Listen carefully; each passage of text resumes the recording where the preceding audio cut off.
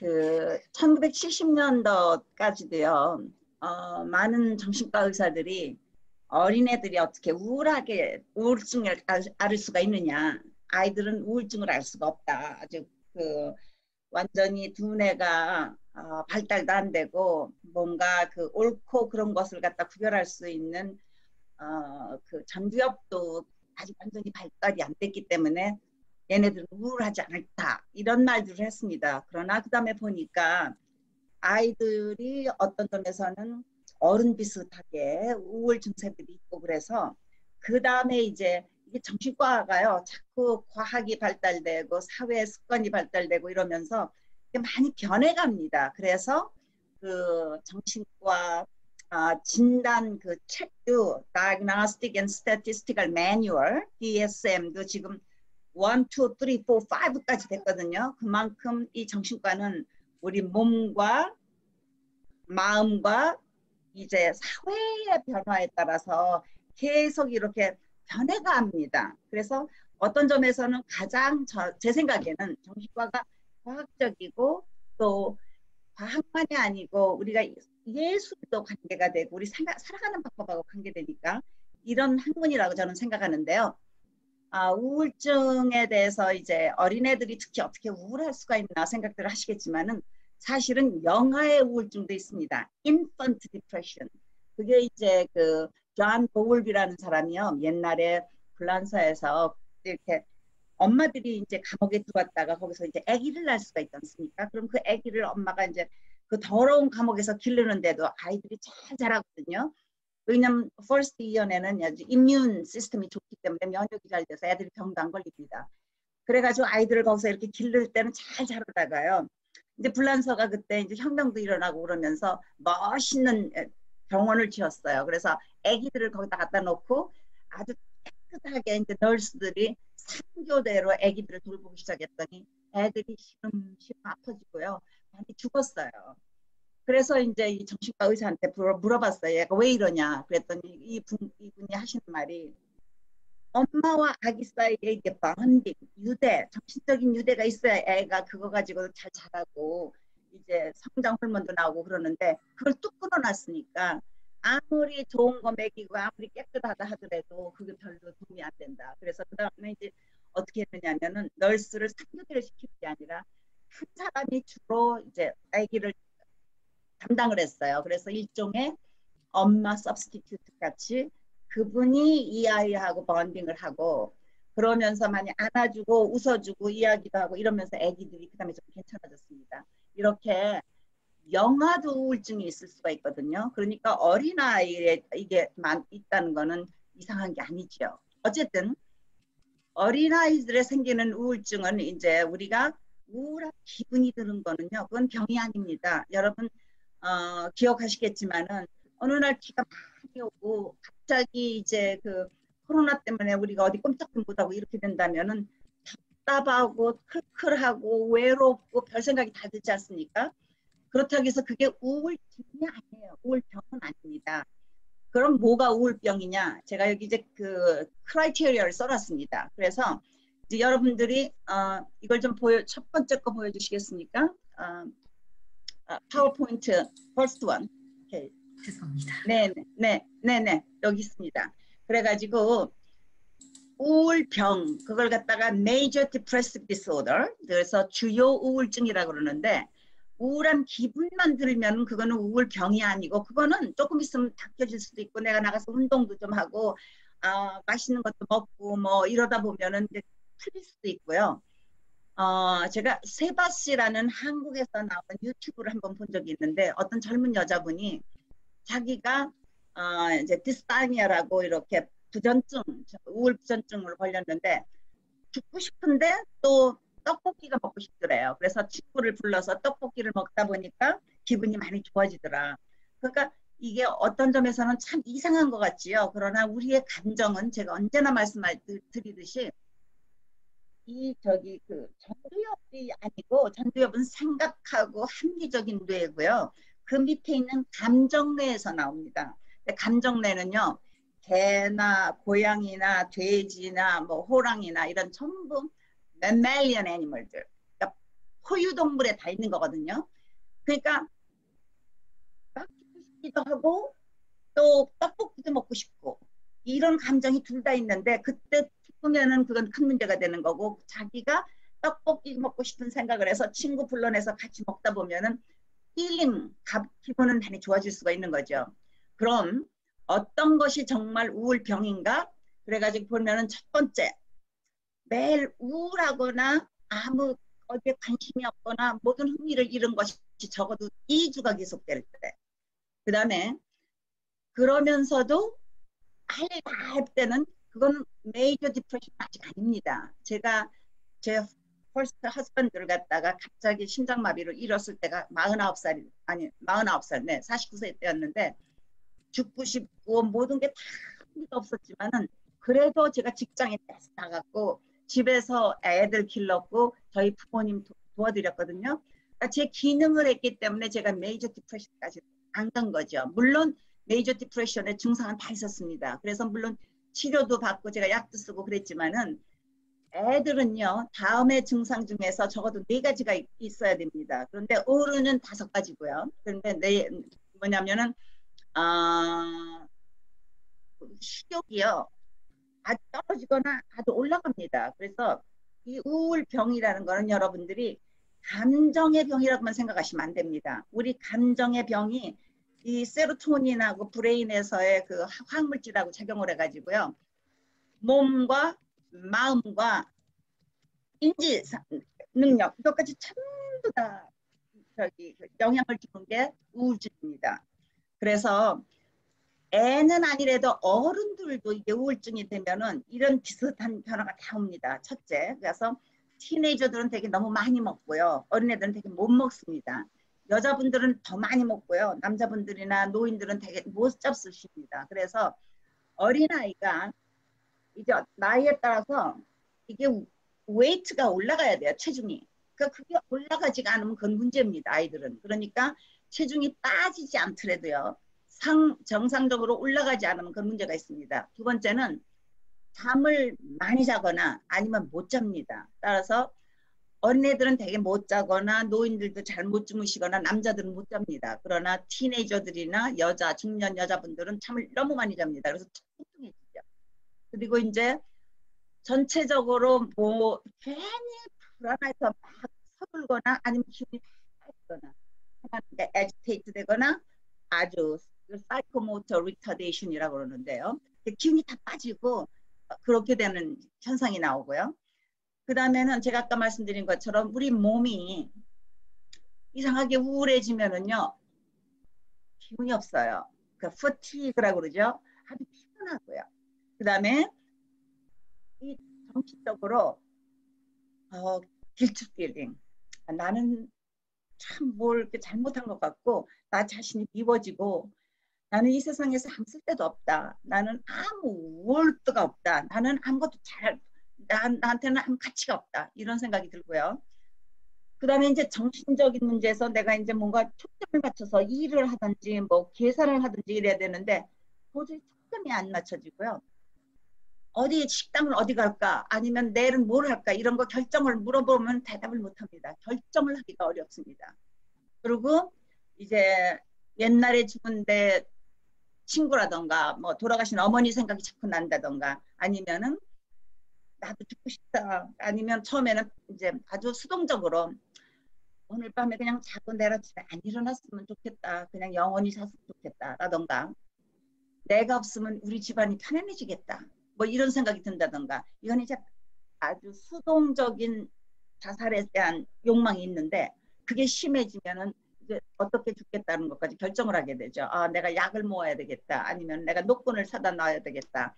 뭐 이런 식으로 그렇게 되는 이제 이 마지막 자기가 죽음을 생각해가지고 죽고 싶다는 생각이 들어가지고 준비까지 한다면 그거는 다른 거 뭐 4가지, 3가지 있지 않아도 이거는 이머전시로 병원에 빨리 가서 환자를 아니 그 치료를 받든지 입원을 하든지 그래야 됩니다. 그 다음 거요. 다음 슬라이드. 그 다음에 이 디스타이믹 디소더라는 거는요.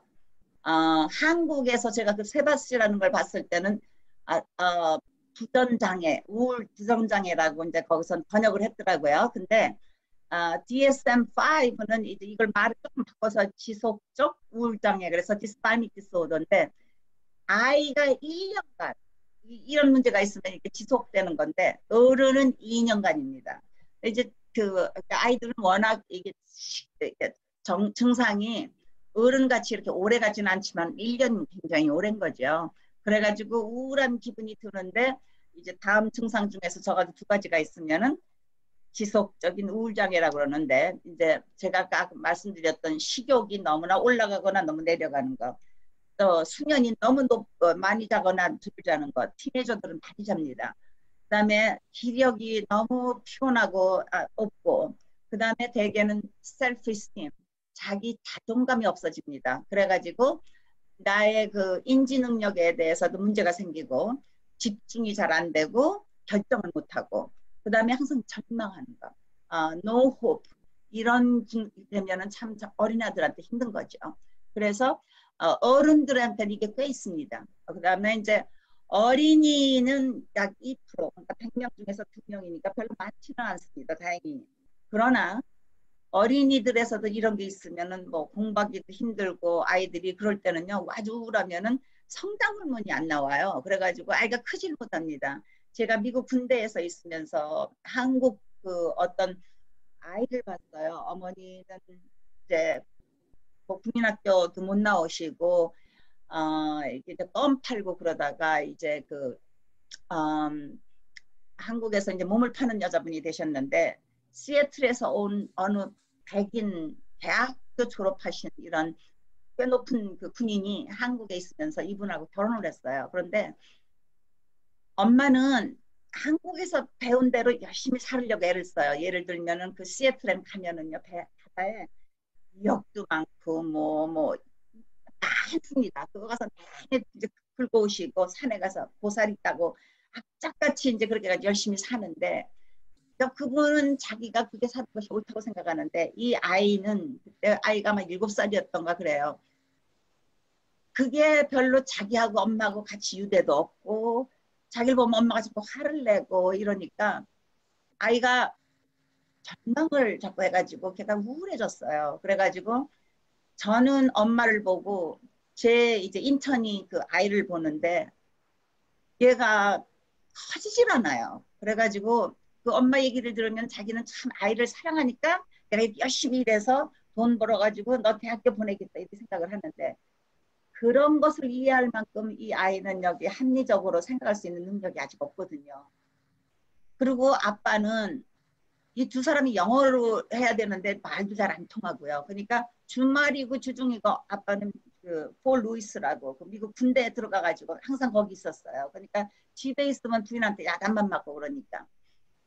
어쨌든 그래가지고 나중에 이제 우리 그 인천이 그래도 얘가 너무 잘하지 않아서 위험하다, 우리 그 퍼스트 홈에다 좀 보내보자. 왜 그러냐면은 거기 유니버시티 오브 워싱턴에 가서 아이를 갖다가 그로트 호르몬이 얼마나 나오나 하고 조사를 해봤더니 하나도 안 나와요, 아이가. 그러니까 워낙 우울하고 그러면은요, 성장 호르몬이 안 나옵니다. 그러니까 크지 못하죠. 버스홈에 데려다 놨는데 그 다음부터 그로트 호르몬이 나오는 거예요. 제가 그 어머니를 치료하면서, 어머니 한국식으로는 이렇게 열심히 돈을 벌어가지고 세이빙했다가 아이를 대학교 보내는 건 참 좋은 생각인데, 지금 아이가 7살, 6살일 때는 그런 거를 이해할 수 있는 능력이 없습니다. 이 아이는 엄마가 웃고 안아주고 같이 시간을 보내주고 이런 게 중요한 거니까, 엄마가 한국식으로만 생각해서 잘 하시려고 그랬지만은 그 일생 동안 쌓아온 엄마의 분노, 대학교도 뭐 정말 국민학교도 못 가고 그냥 껌 장사하고 자기 몸 팔았던 이런 것들이 전부 다 이렇게 모여가지고 그 감정이 그냥 이렇게 쏟아져 나온 거죠.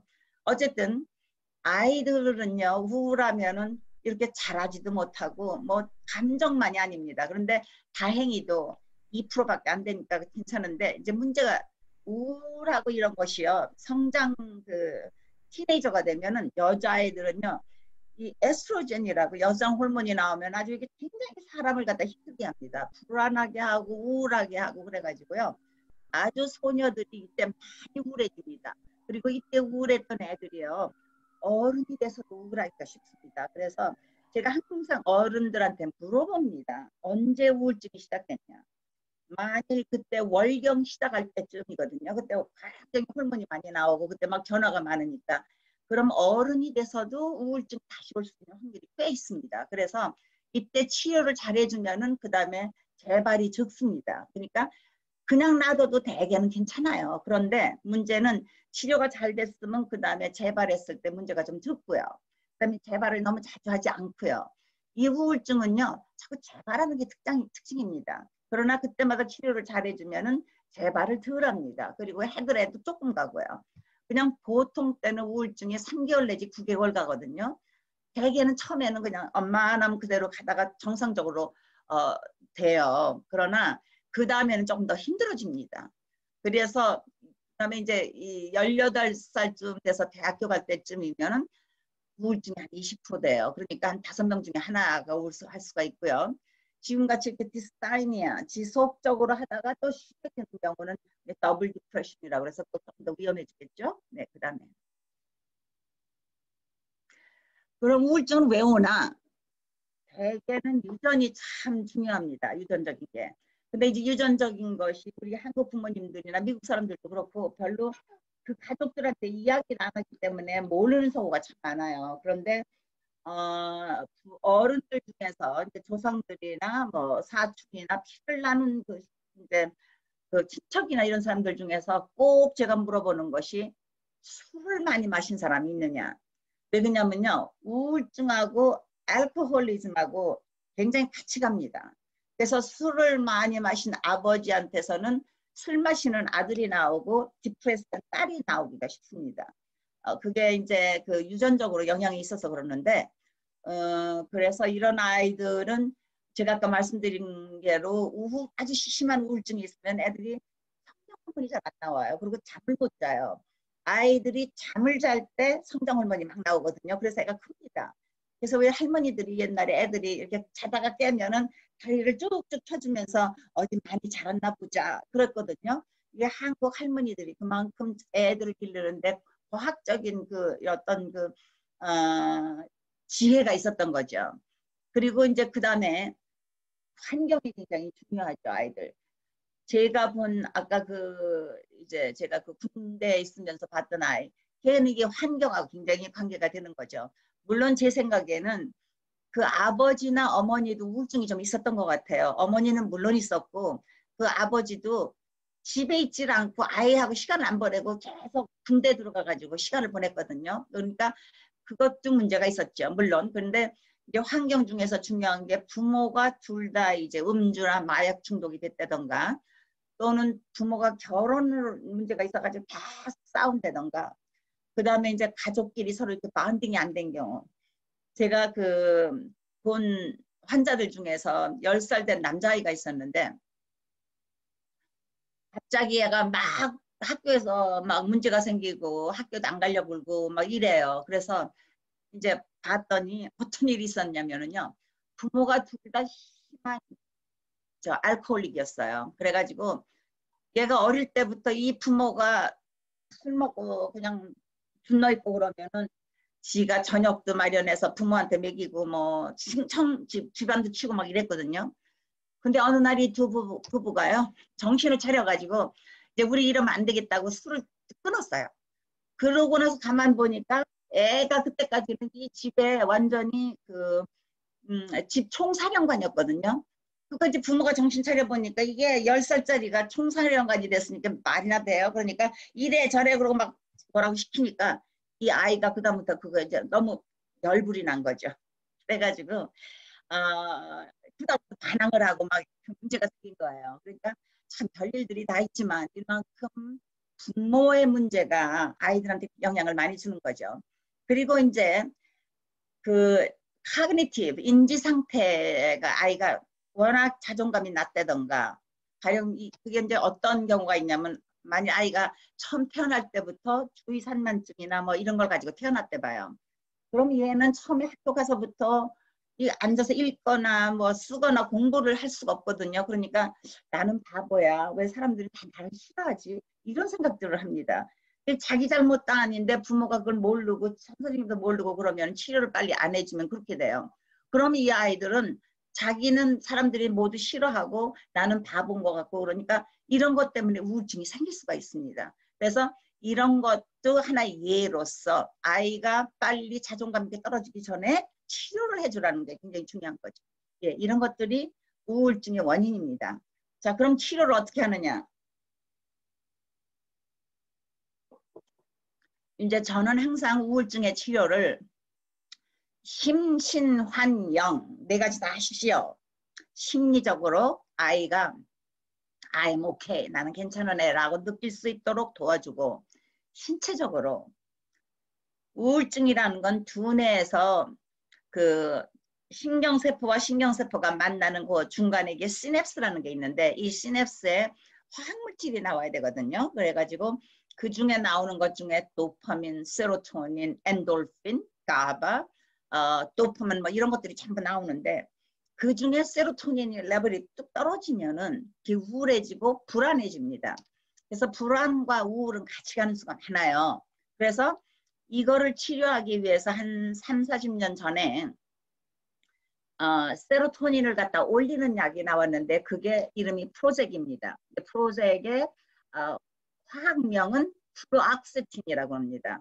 근데 이게 제일 오래된 SSRI 뭐냐면은 세로토닌이 이쪽 한쪽 너브에서 이렇게 나와가지고 이제 여기 시냅스에 있다가 그다음에 이쪽으로 전부 다 이제 정보가 그다음으로 간 다음에는 다시 그 안으로 들어가서 기다리고 있어야 되는데 이게 너무 다 들어가 버리고 나면요 이 속에 시냅스가 그냥 찌개져 세로토닌의 양이 줄어들어요. 그래서 다시 들어가는 것을 막게 해주는 약물이 Selective Serotonin Reuptake Inhibitor. 그러니까 세로토닌이 다시 들어가는 걸 갖다가 막아주는 약. 그게 SSRI인데 제일 먼저 나온 게 프로젝이고 프로젝이 굉장히 좋습니다. 예, 아주 그 효과가 좋은데 저도 많이 쓰고요. 정신과 의사들도 많이 쓰고 요즘은 이제 프로젝 나오고 팩실 나오고 졸로프트 나오고 졸로프트는 설트랄린이라고 그러고요. 그다음에 셀렉사가 나오고 셀렉사는 사이텔로프람이고요. 요새 렉서프로라는 것도 나왔습니다. 이게 5가지가 다 괜찮고 좋은 SSRI고요. 이 약물을 치료해서 아이들이나 어른들이나 다 어른도 똑같은 약을 쓰는데요. 아이들이 조금 더 부작용이 많을 수가 있습니다. 그래서 대개는 프로젝을 많이 쓰지만 조심하면서 써야 됩니다. 그리고 100명을 썼다 하면 60명 내지 70명은 이걸 쓰고 좋아집니다. 어떤 약이라도 100% 듣는다는 약은 그건 전부 다 팩토리. 그거는 전부 다 가짜입니다. 그러니까 그건 진실이 아닙니다. 100% 듣는 약은 하나도 없습니다. 그 대신 밀가루 약을 줘도요. 보통은 한 35%는 맞는데 이상하게 우울증에서는요. 설탕이나 밀가루로 된 약을 줘도요. 49%에서 효과가 있어요. 그러니까 반은 괜찮다는 얘기죠. 그러니까 참 이게 어떤 점에서는 한심한 거죠. 그러나 웃기는 거는요. 이런 설탕이나 밀가루 약을 줘도요. 부작용이 꽤 많습니다. 어떤 사람들은 토하고요. 어떤 사람들은 머리 아프다 그러고. 그러니까 제가 말씀드리는 걸 우리의 기분이 우리의 몸과 우리의 인지에 전부 다 영향을 준다는 거죠. 그만큼 그래서 우울증에는 60%내 70%만 들으니까 나머지 30% 40%의 사람은 약이 참 안 들을 수가 많죠. 그래서 우울증에서 어떤 점에서는 참 다른 치료들이 필요합니다. 제가 지금 말씀드리는 대로 환경의 치료, 그러니까 환경을 어떻게 바꿔주느냐, 그다음에 영적으로 기도를 한다던가 연부를 한다던가 뭐 명상을 한다던가 요가를 한다던가 이런 거 다 도움이 됩니다. 그래서 이런 것들을 같이 써야 됩니다. 네, 다음. 그래서 중요한 거 하나는요. 우울증에 대한 약을 이렇게 보면은 블랙박스 워닝이라는 게 있습니다. 이거는 이제 굉장히 위험한 수가 있으니까 조심하라 이거예요. 그래가지고 항우울제를 쓰고 특히 젊은 애들, 티네이저들, 어린애들일수록 부작용이 나올 수 있는 확률이 조금 더 크고요. 이거는 뭐냐면은 약을 이제 항우울제를 썼으면 애가 덜 우울해져야 되는데 어떤 애들은 더 우울해지거나 어떤 애들은 화를 많이 내거나 아니면 더 자살하겠다고 그러거나 이렇게 모두가 시프트 됩니다. 그러니까 괜찮아져야 될 게 오히려 더 나빠지는 수가 있습니다. 모두 시프팅이 생기는 거거든요.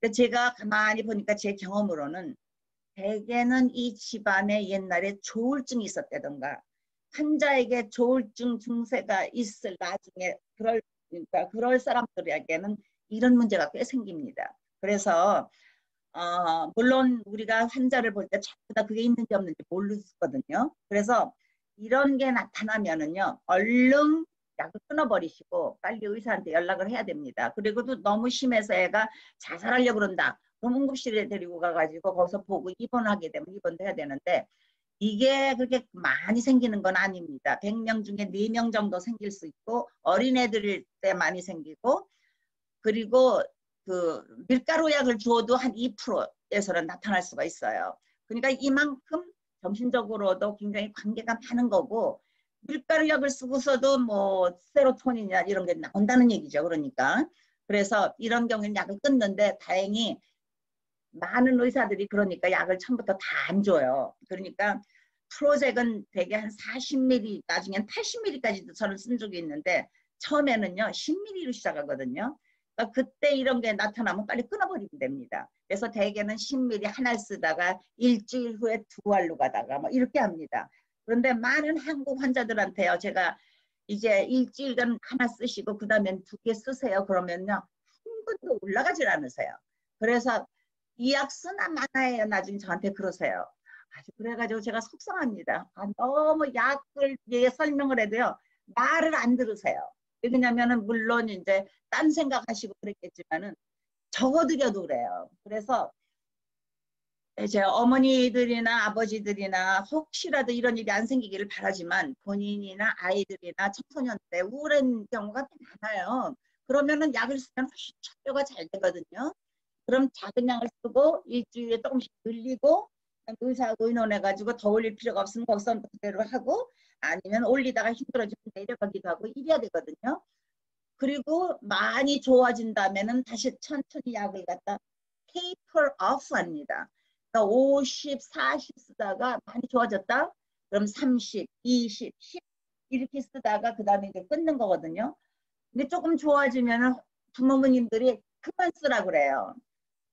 저는 그래서 너무 속상한 게, 참, 어떤 부모님은요, 제 환자 중에서 아이가 이제 한국에서부터 이게 항우울제를 쓰다가 미국에 왔으니까 아버님께서 뭐라고 그러셨냐면, 야, 여긴 파라다이스니까 너 여기 왔으니까 마음도 좋고 기분도 좋을 테니까 약 끊어. 그래가지고요, 이 아이가 약 끊고 나서 아파트에서 이렇게 떨어져서 자살 기도했습니다. 그러니까 참 그 한국 부모님들이 어떤 점에서는 정신과에 대해서 너무 배우실 기회가 없었어요. 그래서 이렇게 마음대로 본인들이 한약사 쓰시다가 그냥 끊으시는 것처럼 뭐 한약을 그렇게 끊는지 안 끊는지 전 잘 모르겠지만요. 그렇게 하시는 걸 보면 가슴이 아파요. 그래서 이게 우울증이라는 건 정말 생명하고 관계되는 거거든요. 그러니까 약을 쓰실 때 참 조심하면서 쓰고 그 다음에 의사하고 계속 의논하시면서 쓰시고 마음대로 이렇게 끊어라 말아라 약을 마음대로 줄여라 이렇게 생각하시지 않는 게 좋습니다. 한국 분들한테 제가 약을 쓰세요 그러면은요 얘가 그렇게 나빠요? 심하니까 약을 쓰는 건데 심하지 않으셨으면 안 오셨을 거 아니에요 정신과 의사한테. 그러니까 굉장히 그걸 보고 이제 양가 감정이라고 그러죠. 아이가 우울한 걸 도와주고는 싶은데 내가 모르던 항우울제라는 이상한 약을 쓰라 그러니까 쓸까 말까 그러시는 거예요. 그런데 중요한 건 내가 공부를 하시면은 왜 쓰는지도 알고 어떻게 쓰는지도 아니까 이런 걸 걱정하실 필요가 없습니다. 근데 공부들을 안 하세요. 그리고 문제는 한국에서 아무도 가르쳐 주질 않으셨거든요. 그래서 요즘 오신 부모님들도 그러니 70년도, 80년도에 오신 부모님들은 참 더 문제가 되죠. 어쨌든 약물 쓰는 것만이 아니고 이제 인지행동요법, 그러니까 카그니티브 비헤이비어 테라피라는 걸 요새 많이 쓰는데요. 이거는 되게 환자가 오면 10번, 그러니까 10번 내지 12번 치료사하고 만나는데 내가 우울하게 생각하는 사람들이 어떻게 생각하냐면은요. 내가 뭐 별 볼 일 없어서 노력을 해봐야 뭐 나는 항상 그게 그거야. 아니면 이 세상은 여태까지 나를 위해서 한 번도 잘해준 게 없어. 믿을 게 없어. 내가 아무리 노력해봐도 나는 그냥 뭐 별 볼 일 없는 사람이야. 이런 식으로 생각하는 사람들한테 그게 이제 카그니션이에요. 왜 그렇게 생각했는지는 여러 가지 원인이 있지만은 그런 사람들이 아니야. 나는 이제 노력하면 괜찮을 수가 있어. 내가 노력해서 뭐든지 잘 될 거야. 이렇게 생각을 하면서 생각만 해서는 안 돼요. 생각하면서 행동해야 돼요. 그래서 행동이 중요합니다. 그러니까 모든 것은 verb입니다. 동사를 쓰셔야 돼요.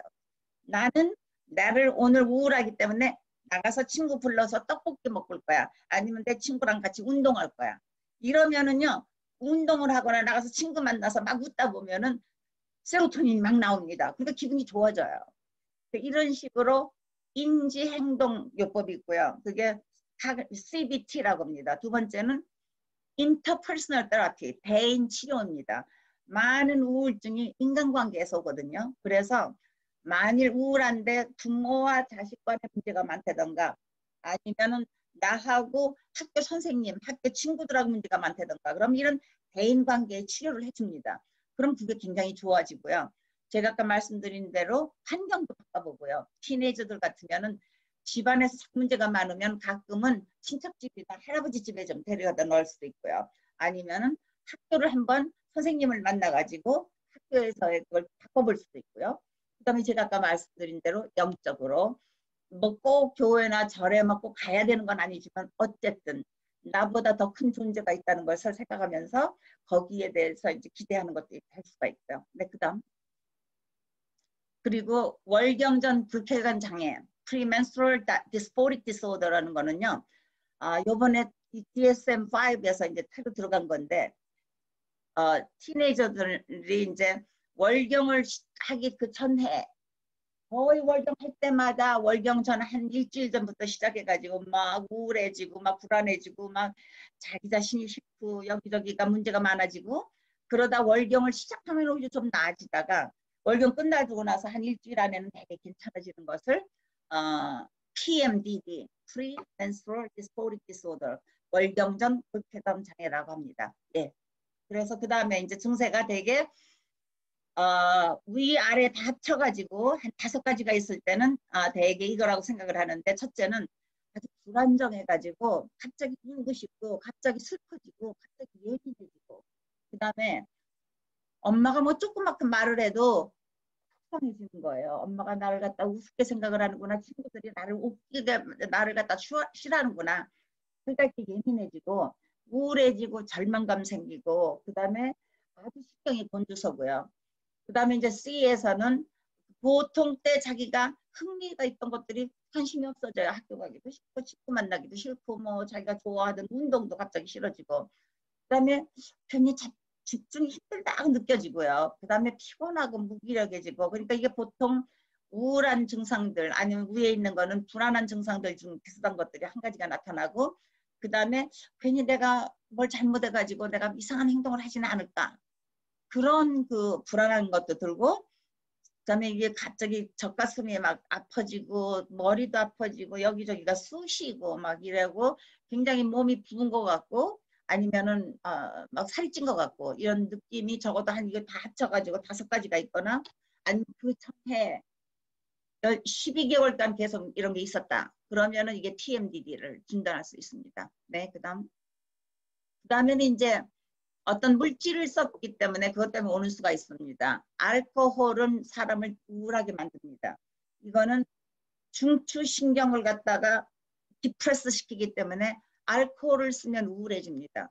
그 다음에 암페타민이나 코케인 같은 걸 쓰던 사람들이 갑자기 끊잖아요. 그럼 굉장히 우울해집니다. 그다음에 다른 이제 뭐 마약 같은 것들이 그럴 수가 있고요. 그다음에 이제 혈압약이라던가 스테로이드 또는 오럴 필 같은 거 잘못 어떤 약들은 우울하게 만들 수가 있습니다. 그때는 산부인과 의사한테 얘기해가지고 약을 바꾸셔야 됩니다. 그다음에 저도 있지만 이 갑상선에 그 이게 기능이 떨어질 수가 있어요. 이게 여자들의 많고 저 아시아 사람들이 많고요. 이게 기능이 떨어지면 갑자기 몸이 좀 붓고요. 머리카락도 좀 이상하게 되고 살이 찌고요. 저는 그 다행히 그러니까 카이자에 들어가가지고 2년을 일을 하면 이제 파트너가 되는데 파트너가 되면 누구나 다 한 번은 신체 검사를 받아야 되는데 신체 검사를 하는 우리 그 젊은 여자 의사가 뉴욕에서 온 아주 똑똑한 샌드라라는 의사인데 저보고 자꾸 이렇게 삼켜보래요 뭐를. 왜 뭐가 못할 거야? 그랬더니 여기가 뭐가 이렇게 제가 이게 뭐 올라갔다 내려갔다 한대요. 그랬더니 피 검사를 하니까 금방 갑상선 기능이 떨어진 게 나타났더라고요. 전 몰랐어요. 아무 증상도 없었고. 그래서 저는 그때부터 그러니까 제가 카이저에서 들어가서 2년 만에 그걸 해가지고 35년간 있었으니까 33년간 약을 쓴 거죠. 그리고도 지금도 이제 갑상선 약을 쓰고 있습니다. 뭐 간단해요. 그냥 쓰면 되니까 별거 아니고. 그러나 그걸 진단을 못했으면 큰일이죠. 그래가지고 이 의사들이 굉장히 여자들을 이거 열심히 봅니다. 그래서 그거 갑상선, 그다음에 멀티플 스클레로시스라고 이거는 이제 신경성 병인데 멀쩡하던 사람이 갑자기 넘어질 수도 있고 신경 어떤 데서 문제가 생기면 갑자기 눈이 안 보이는 수도 있고 또 그러면 괜찮아지고 그래서 어떤 때는요 이 멀티플 스클레로시스가 있는 걸 어떤 처음에 사람들은 히스테리라고 생각한 적도 있습니다. 그 진단을 잘해야 되고 쿠싱스 디지즈라는 건 뭐냐면은 왜 가수 한국의 가수 이은하 씨가 이 병을 앓았죠. 이게 뭐냐면 이 콩팥 위에 있는 이 부신 피질 에드리널 글랜드라는 게 거기서 뭐 호르몬도 나오고 오만 가지가 그러는데 거기에 이제 튜머가 생깁니다. 그럼 이 병이 생기는 건데 이게 발견해가지고 그걸 이제 수술해버리면 괜찮죠. 근데 이게 많이 스테로이드를 많이 쓰거든요. 스테로이드를 쓰면은 살이 찝니다. 그래서 제 생각에 이은하 씨가 살이 많이 쪘던 것 같아요. 그다음에 파킨슨스 디지즈나 이제 그다음에 스트로크라는 건 중풍 이런 거 걸려도 많이 우울해집니다. 예. 이제 여기까지가 다 했고 자살에 대한 얘기를 잠깐 하겠습니다. 자살 기도한 사람들의 80%, 그다음에 자살에 성공한 사람의 90%는 대개 정신질환이 있었습니다. 특히 우울증이나 조울증에서 많은데 조울증이 특히 많습니다.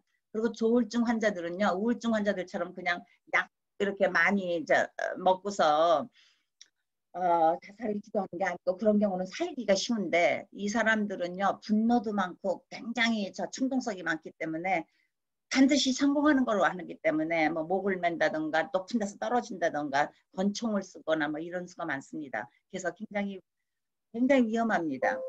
그래서 이제 지금 이제 시간이 다 됐으니까 그만하고 질문 받겠습니다.